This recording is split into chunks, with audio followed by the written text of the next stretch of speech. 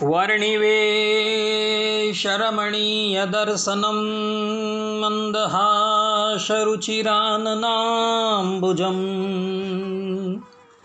पूजितं सुरनरोत्तमैर्मुदा धर्मनन्दनमहं विचिन्तये।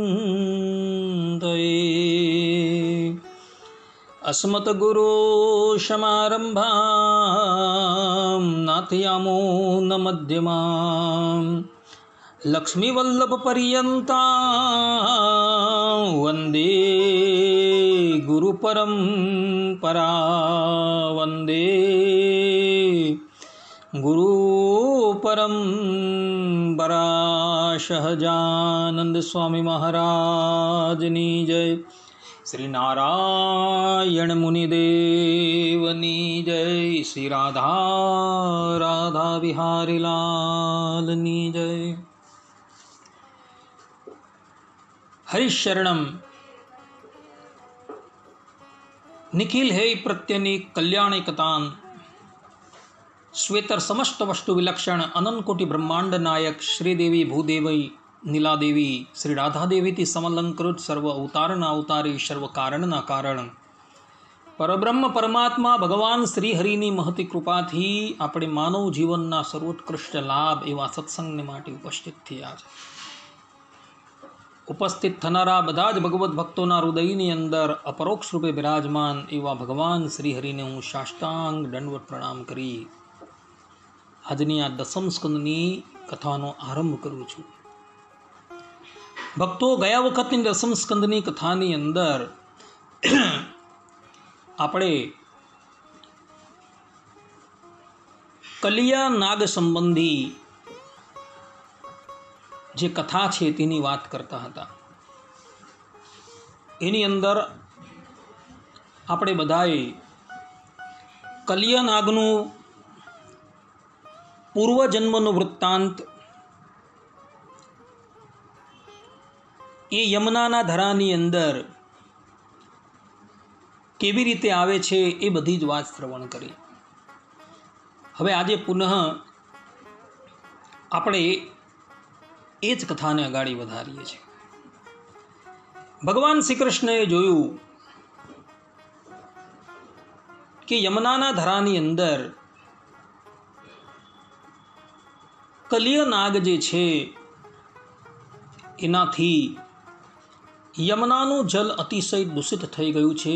લોકોને પીવા માટે એ ઉપયોગમાં આવતું નથી।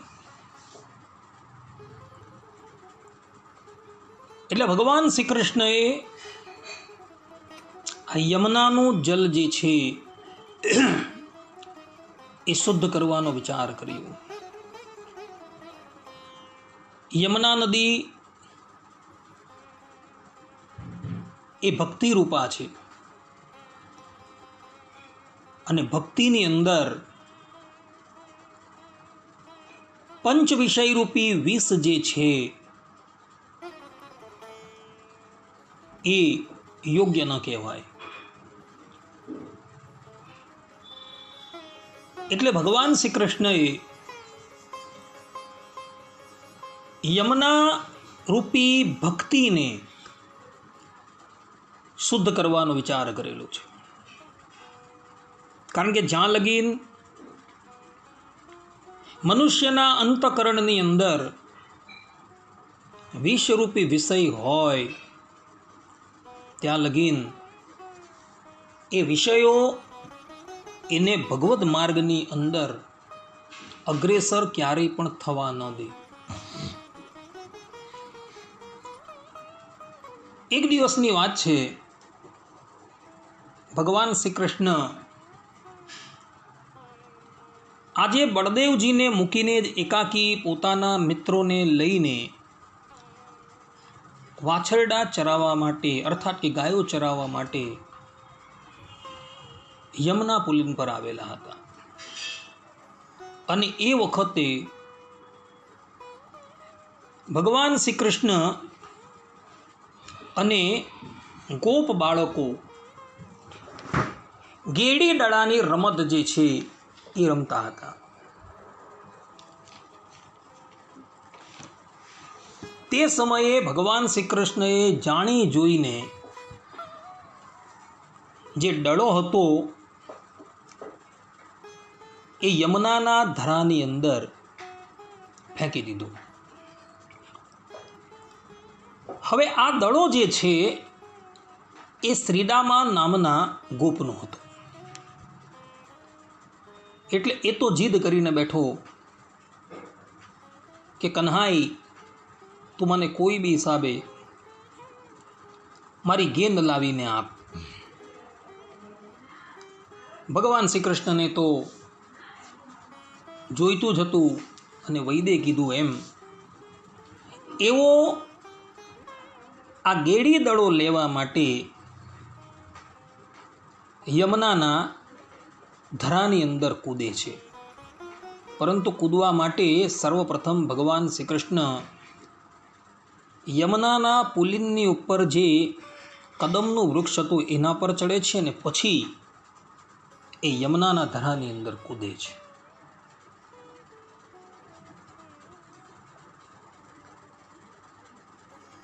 યમુનાનું જલ જે છે એ સંપૂર્ણ વિષ મિશ્રિત હતું. પરંતુ ભગવાનને એ વિષની કોઈ અસર થતી નથી. કેમ?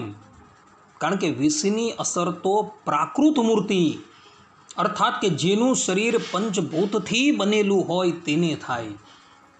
અને પરમાત્મા તો દિવ્ય મૂર્તિ છે. વિષ્ણુ પુરાણની અંદર તથા વરાહ પુરાણની અંદર કહ્યું છે, ન તસ્યા પ્રાકૃત મૂર્તિ હે, કે ભગવાનની મૂર્તિ જે છે એ પ્રાકૃત નથી, પંચભૂતથી બનેલી નથી, પરંતુ એ દિવ્ય છે. અને ભગવાન જે છે એ કલિય ધરાની અંદર કૂદીને અતુલ બલશાલી મદમસ્ત ગજરાજની જેમ જળ ઉછાળવા લાગ્યા. ભગવાન શ્રી કૃષ્ણ જેવા એ ધરાની અંદર કૂદ્યા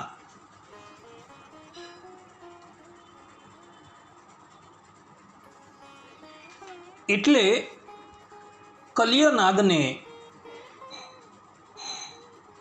એ વાતની ખબર પડી ગઈ કે મારા ધરાની અંદર કોઈ આવેલું છે. તે આ ઘટનાને સહન ન કરી શક્યો અને તે ક્રોધાયમાન થઈ ભગવાન શ્રી કૃષ્ણની સન્મુખ આવીને ઊભો રહ્યો. તેણે જોયું કે મારી સામે એક શ્યામ સુંદર બાળક છે. વર્ષા ઋતુના મેઘ જેવું અત્યંત સુકોમળ તેનું શરીર છે. તેમાં પોરાવાઈને આંખો જે છે એ ખસવાનું નામ જ નથી લેતી. એના વક્ષસ્થળની ઉપર એક સોનેરી રેખા અર્થાત કે શ્રીવત્સનું ચિહ્ન છે અને તેણે પીળા રંગના વસ્ત્ર પહેરેલા છે. કલિયનાગે જોયું કે આ બાળકના મુખારવિંદરની ઉપર સહેજ પણ ભય નથી અને તે આ વિષ મિશ્રિત જલની અંદર પણ આનંદથી ક્રીડા કરી રહ્યો છે.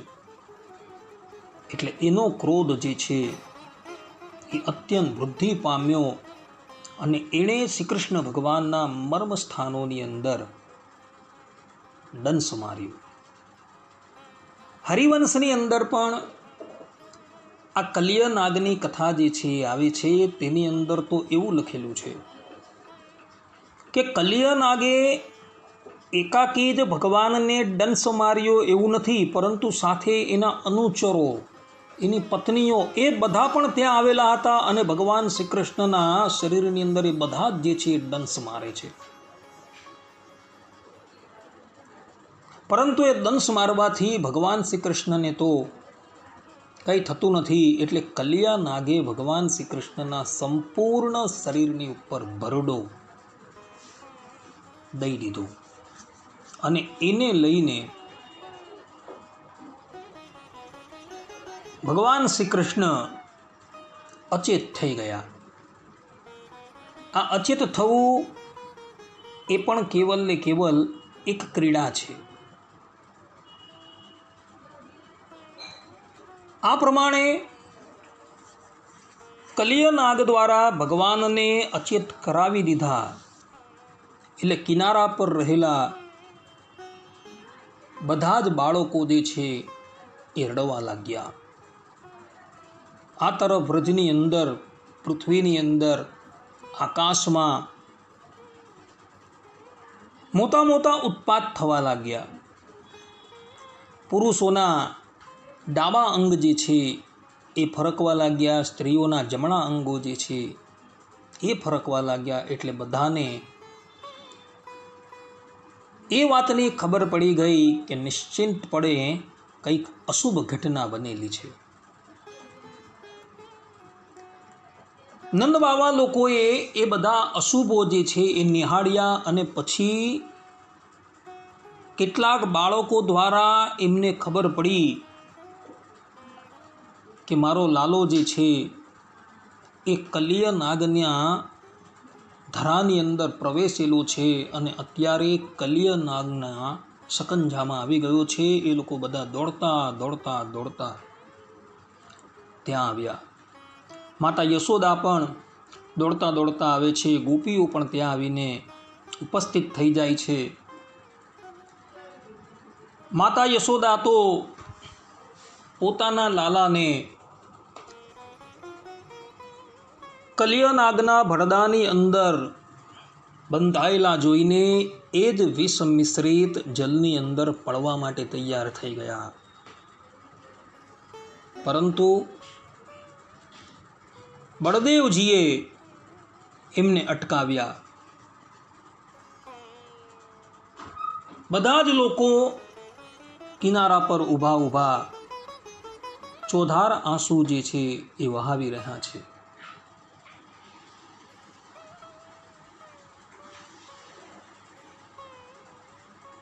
ભગવાન શ્રી કૃષ્ણએ જોયું કે હું જ જેના જીવન પ્રાણ છું એવા મારા માતા પિતા છે તથા વ્રજના ગોપો છે, મારા મિત્રો છે, મારી ગોપીઓ છે, એ બધી દુઃખી થઈ રહી છે. એટલે ભગવાન શ્રી કૃષ્ણએ કલિય નાગના ભરડામાંથી છૂટવા માટે પોતાના શરીરને અત્યંત વૃદ્ધિ પમાડ્યું.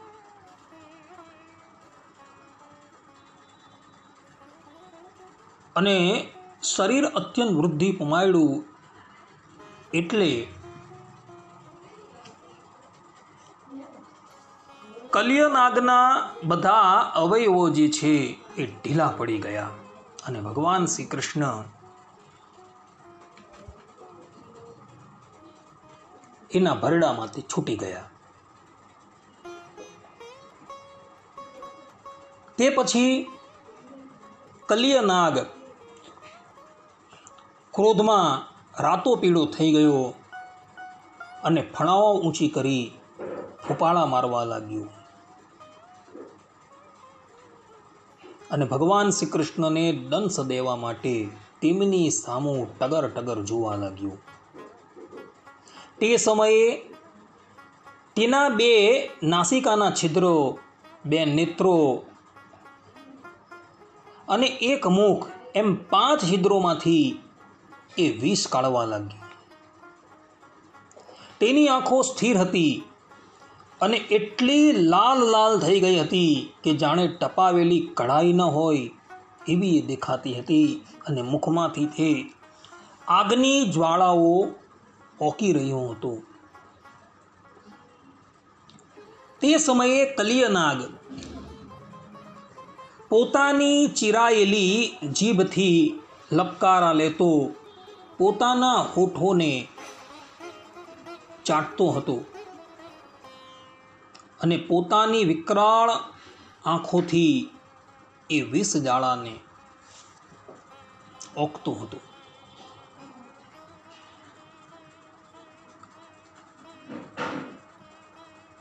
અને એ કલિય નાગ ભગવાનને દંશ દેવા માટે ભગવાનની પછાડી દોડ્યો, પરંતુ ભગવાને એ જ ધરાની અંદર એને એટલો બધો દોડાવ્યો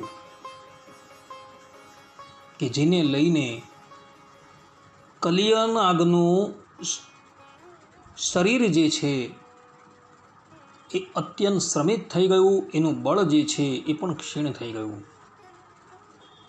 એટલે ભગવાન શ્રી કૃષ્ણએ તેના મોટા મોટા માથાને થોડા દબાવી દીધા, અર્થાત કે ભગવાન શ્રી કૃષ્ણ એના મસ્તકની ઉપર ચડી ગયા અને મસ્તકની ઉપર ચડી એના જે મસ્તકને ભગવાન પોતે પોતાના ચરણથી દબાવવા લાગ્યા. કલિય નાગ જે પણ મસ્તક પોતાનું ઊંચું કરે તેને ભગવાન શ્રી કૃષ્ણ પોતાના ચરણથી દબાવી દે અને પ્રભુ એના મસ્તકની ઉપર નૃત્ય કરવા લાગ્યા.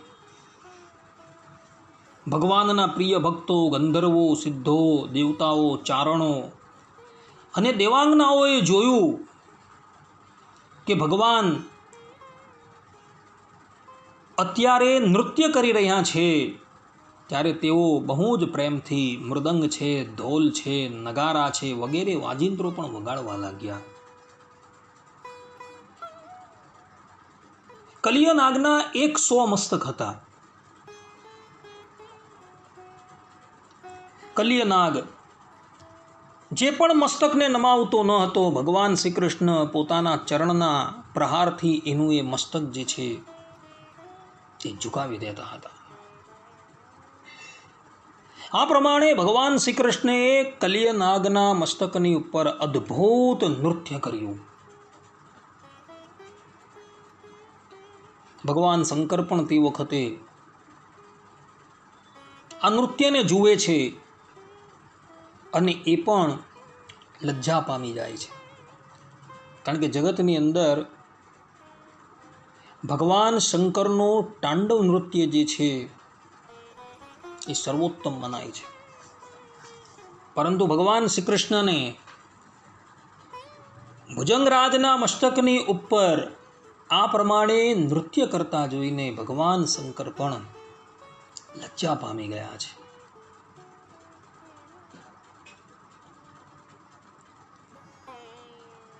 ભગવાન જ્યારે નૃત્ય કરતા હતા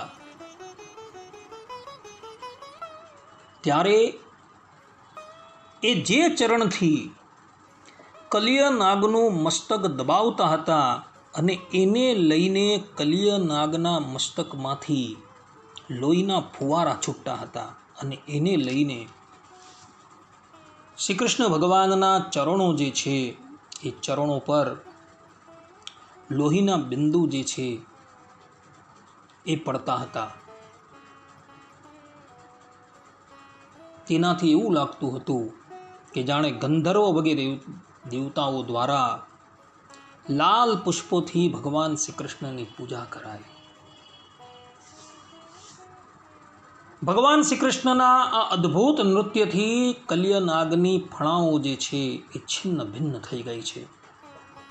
તેનું એક એક અંગ ચૂરે ચૂરા થઈ ગયું છે. મુખમાંથી એ લોહીની ઉલટી કરી રહ્યું છે. હવે તેને સંપૂર્ણ જગતના આદિ શિક્ષક પુરાણ પુરુષોત્તમ ભગવાન શ્રી કૃષ્ણની સ્મૃતિ થઈ છે અને એ ભગવાનના શરણની અંદર જાય છે.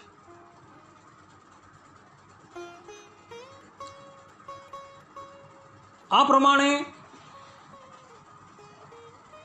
કલિય નાગની દુર્દશા જોઈને કલિય નાગની જે પત્ની જે છે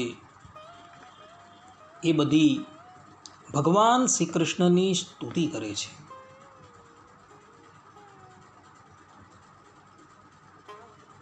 નાગપત્નીઓ જે છે કહે છે, ન્યાયો હિ દંડ કૃતકિલ્બિષેસ્મિન સ્તવાવતાર ખલ નિગ્રહાય रिपोसुतानामपि तुल्यद्रष्टेर्दत्सेदमं फणमेवानुशंसन.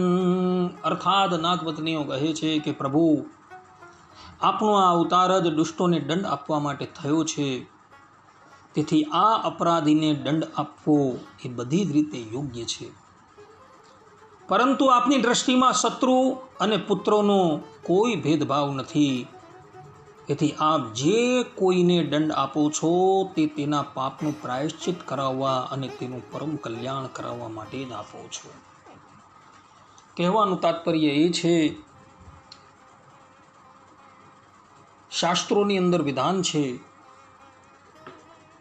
કે ભગવાન જ્યારે જીવાત્માને દંડ આપે છે ત્યારે ભગવાન પણ પોતે રુદન કરતા હોય છે. કારણ કે અમૃતસ્ય વૈ પુત્રઃ, આપણે બધા એ ભગવાનના પુત્ર છે, અને ભગવાનના પુત્ર હોવાથી પરમાત્મા આપણા પિતા છે, અને પિતા જ્યારે પુત્રને સજા કરતા હોય ત્યારે મનમાં ને મનમાં એ પણ દુઃખી થતા હોય છે. પરંતુ પોતાના પુત્રની શુદ્ધિને અર્થે એ પરમાત્મા જે છે એને દંડ આપતા હોય છે. આ વાત ઉપનિષદની અંદર પણ લખેલી છે. એટલે દંડ આપવો પણ એ ભગવાનનો અનુગ્રહ જ છે, એની કૃપા જ છે, જેથી કરીને જીવાત્મા જે છે એ શુદ્ધ થઈ જાય. અહીં પણ ભગવાન શ્રી કૃષ્ણએ કલ્ય નાગને જે સજા કરી એ એના પર અનુગ્રહ જ કરેલો છે, એવું નાગપત્નીઓ કહી રહી છે. નાગપત્નીઓએ ભગવાન શ્રી કૃષ્ણની ખૂબ મોટી સ્તુતિ કરેલી છે. શ્રીમદ ભાગવતના 10મ સ્કંદના 16મા અધ્યાયની અંદર સ્તુતિ છે. નમસ્તુભ્યમ ભગવતે પુરુષાય મહાત્મને, ભૂતાવાસાય ભૂતાય પરાય પરમાત્મને, જ્ઞાન વિજ્ઞાન નિધયે બ્રહ્મણે અનંત શક્તયે, અગુણાય વિકારાય નમસ્તે અપ્રાકૃતાય ચ. ભગવાન શ્રી કૃષ્ણ નાગપત્નીઓની સ્તુતિથી અત્યંત પ્રસન્ન થઈ જાય છે. ભક્તો, એની અંદર પણ પાછું બ્રહ્મવૈવર્ત પુરાણની અંદર પ્રકૃતિ ખંડની અંદર કૃષ્ણ જન્મ ખંડની અંદર 19મા અધ્યાયમાં એક પ્રસંગ આવે છે કે આ જે નાગપત્નીઓ હોય છે ને, એ નાગપત્નીઓની અંદર આ કલિય નાગની એક જે પત્ની હોય છે જેનું નામ છે સુરસા, ને એ જ સ્તુતિ કરવાની અંદર પ્રધાન હોય છે. ભગવાન શ્રી કૃષ્ણ એની સ્તુતિથી અત્યંત પ્રસન્ન થઈ જાય છે અને કલિય નાગને છોડી દે છે. સ્તુતિથી પ્રસન્ન થયેલા ભગવાન શ્રી કૃષ્ણ એને વરદાન માગવાનું કહે છે. ત્યારે એ વરદાનના રૂપમાં શું માગે છે કે પ્રભુ, હવે તમે અમને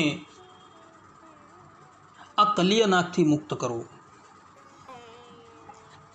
અને આપ શ્રી અમને અવિચળ ભક્તિ પ્રદાન કરો, અને તમારા નિત્ય ગોલોકની અંદર અમને વાસ આપો. મારે હવે આ કલિય નાગની સાથે રહેવું નથી. આ વાત બ્રહ્મવૈવર્ત પુરાણના કૃષ્ણ જન્મ ખંડની અંદર 19મા અધ્યાયમાં લખેલી છે.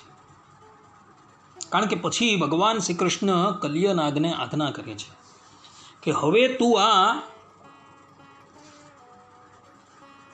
યમુનાના ધરાને તું ખાલી કરી દે, અને રમણક દ્વીપની અંદર જ્યાં સર્પ લોકો રહે છે, અને જ્યારે કલિય નાગ પોતાના પરિવારની સાથે જવા માટે તૈયાર થાય છે, ત્યારે આ સુરસા જે છે એ ભગવાન શ્રી કૃષ્ણને કહે છે કે હવે મારે આ કલિય નાગની સાથે જવું નથી, કારણ કે અમને તમારું વિજ્ઞાન થઈ ચૂકેલું છે, માટે કૃપા કરીને આપ અમને એ તમારા સનાતન ગોલોકની અંદર મોકલી દો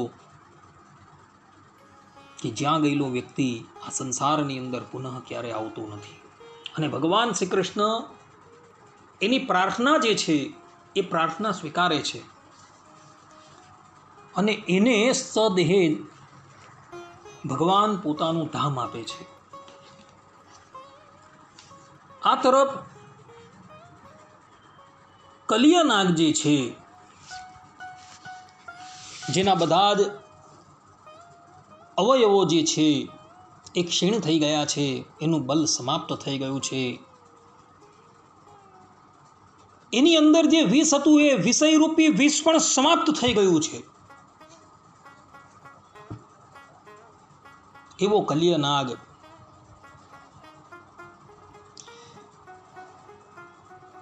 ધીરે ધીરે એની ઇન્દ્રિયની અંદર, એના પ્રાણોની અંદર ચેતના આવવાથી એ કઠિનાઈથી શ્વાસ લેવા લાગે છે અને પછી એ ભગવાનની સ્તુતિ કરે છે. શ્રીમદ ભાગવતના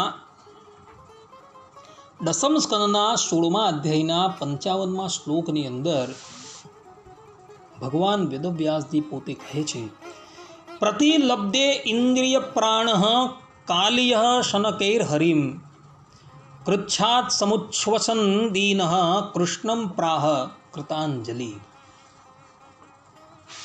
આ પ્રમાણે વેદવ્યાસજી જે છે એ કહે છે. અર્થાત કે ત્યાર પછી ઘણી વારે એ સર્પ શુદ્ધિમાં આવ્યો અને તેની ઇન્દ્રિયો સચેત થઈ. એટલે દીન થયેલો એ સર્પ મુશ્કેલીથી શ્વાસ લેતો 2 હાથ જોડીને ધીરે ધીરે શ્રી કૃષ્ણ અને શ્રી હરિને કહેવા લાગ્યો. અહીં 2 વખત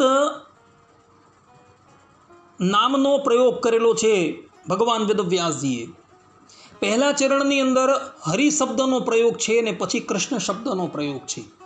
આ શ્લોકની વ્યાખ્યા લખતા આપણા સ્વામિનારાયણ સંપ્રદાયના મહાન ટીકાકાર ભગવત પ્રસાદજી મહારાજ પોતે અહીં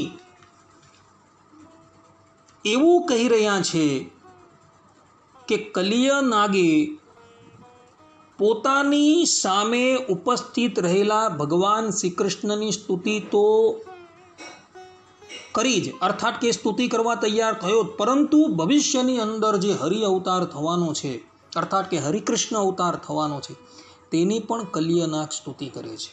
ભગવત પ્રસાદજી મારા ટીકાની અંદર પોતે લખે છે, પ્રતીતિ તતઃ શનકૈહિ પ્રતિલબ્ધાની ઇન્દ્રિયાણી પ્રાણાશ્ચ યેન તથા ભૂતઃ કાલિયઃ કૃચ્છાત સમો ઉચ્છ્વસન શ્વાસમ મુંચન દીનો દીનતા પ્રાપ્તઃ કૃતાંજલિ હિ સન કૃષ્ણમ હરિમ સાંપ્રતમ કૃષ્ણ અવતાર મિતો અગ્રે હરિ અવતારમ ધરિષ્યંતમ એતમેવ ભગવંતમ ઇત્યર્થઃ પ્રાહ.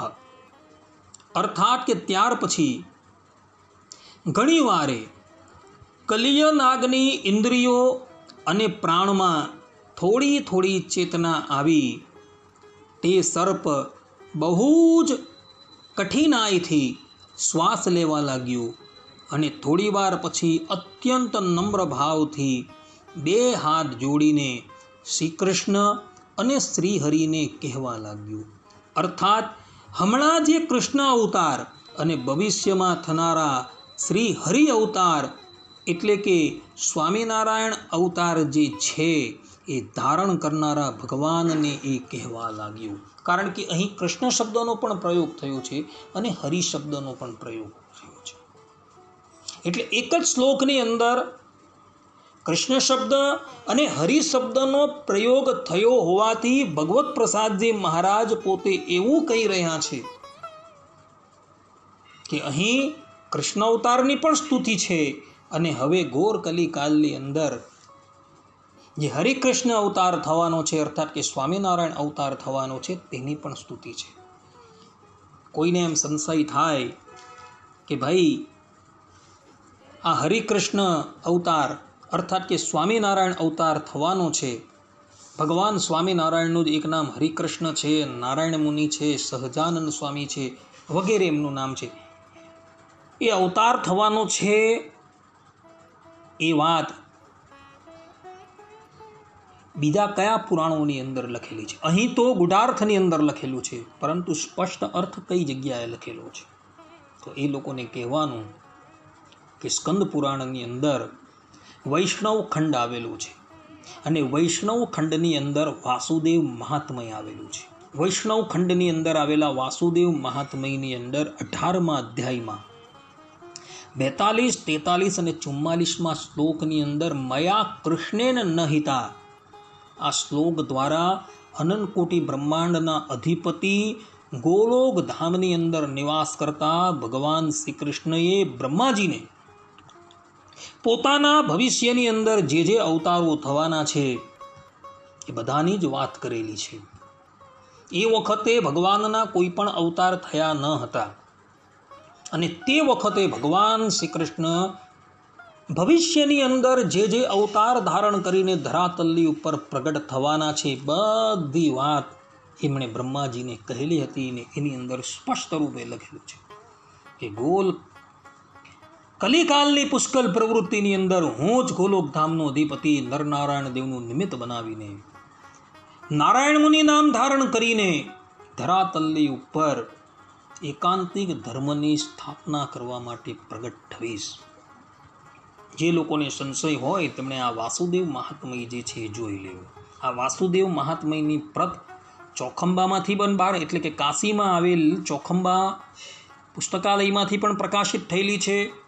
ભિક્ષુ અખંડાનંદજીએ પણ સ્કંદ પુરાણની પ્રતનો અનુવાદ કરાવેલું છે, તેમાં પણ આ શ્લોકો જોવા મળે છે. આપણા સંપ્રદાયની પ્રતોની અંદર પણ જોવા મળે છે. અને ભારત વર્ષની અંદર આજે જેટલી પણ સ્કંદ પુરાણની પ્રતો જેણે પ્રકાશિત કરેલી છે, વેંકટેશ પ્રેસ હોય કે કોઈ પણ, એ બધાની અંદર જ આ શ્લોકો જોવા મળે છે. એટલે આ સ્વામિનારાયણ સંપ્રદાયના આરાધ્ય દેવ ભગવાન સ્વામિનારાયણ કોઈ અવર પુરુષ નથી, પરંતુ એ સાક્ષાત પરબ્રહ્મ પરમાત્મા છે.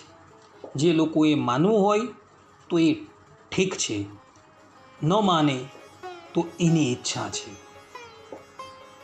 કારણ કે તુલસીદાસજી પોતે કહે છે, જાનત તુમ હી હોત જનાઈ.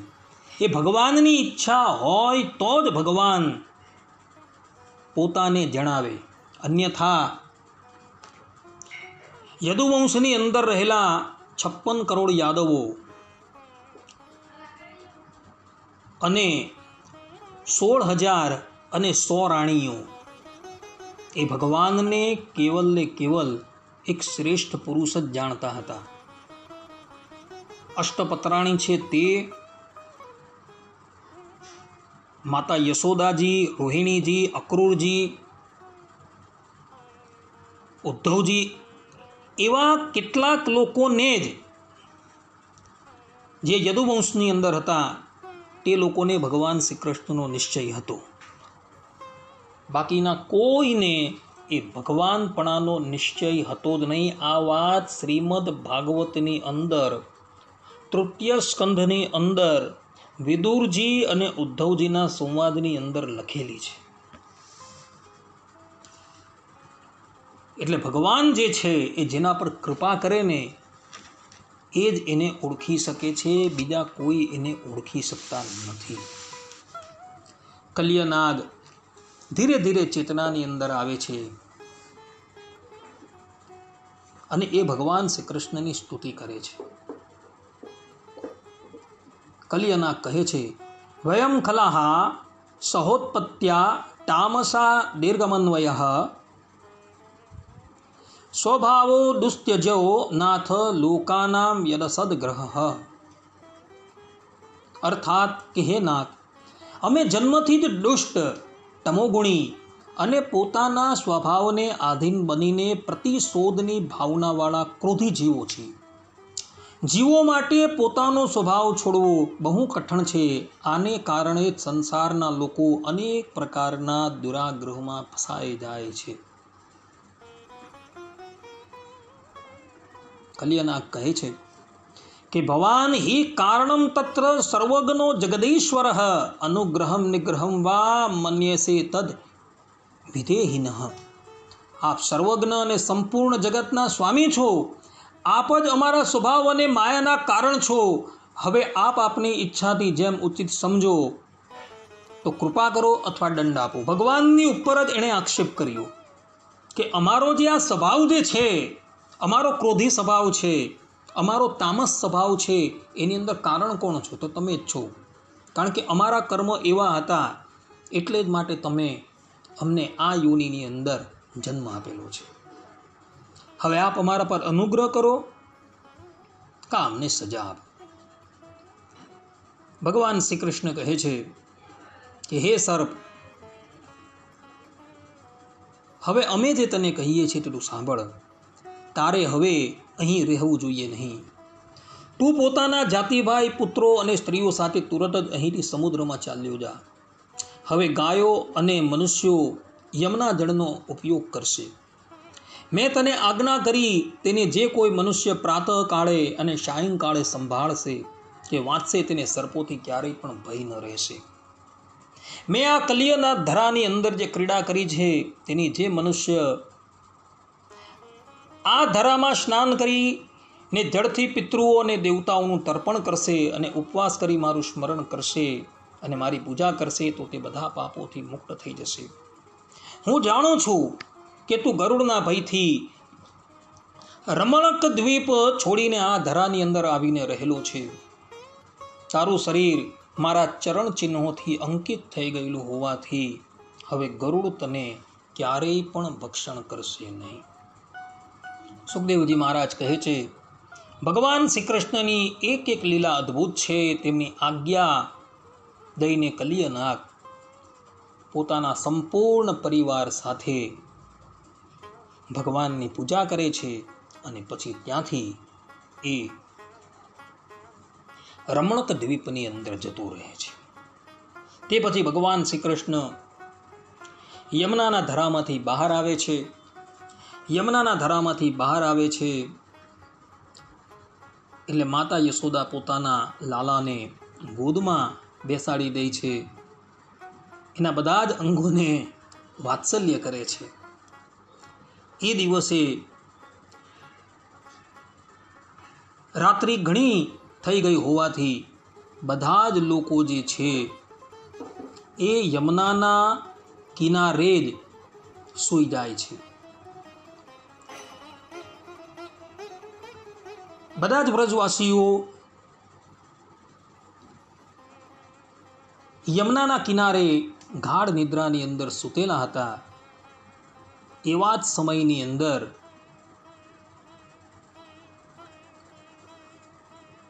એ વનની અંદર ભયંકર અગ્નિ પ્રગટ થાય છે અને એને લઈને બધા જ વ્રજ ભક્તો જે છે એ નિદ્રામાંથી જાગૃત થઈ જાય છે અને ભગવાન શ્રી કૃષ્ણની પાસે આવે છે અને કહે છે કે લાલા, અમે તારા શરણમાં છીએ. આ પ્રલયકાળ જેવા ભયંકર અગ્નિથી તું મારી રક્ષા કર. પ્રભુ, અમે મૃત્યુથી ડરતા નથી, પરંતુ આપના અભય આપનારા ચરણોને અમે છોડવા માટે અસમર્થ છીએ. ભગવાન શ્રી કૃષ્ણ અનંત છે. તે અનંત શક્તિઓને ધારણ કરે છે. તે જગદીશ્વર ભગવાન શ્રી કૃષ્ણએ જ્યારે જોયું કે મારા સ્વજનો આ રીતે દુઃખી થઈ રહ્યા છે, ત્યારે તેઓ તે ભયંકર અગ્નિનું પાન કરી ગયા અને એના દ્વારા એણે ગોપ બાળકોની અને બીજા બધાની જ રક્ષા કરી.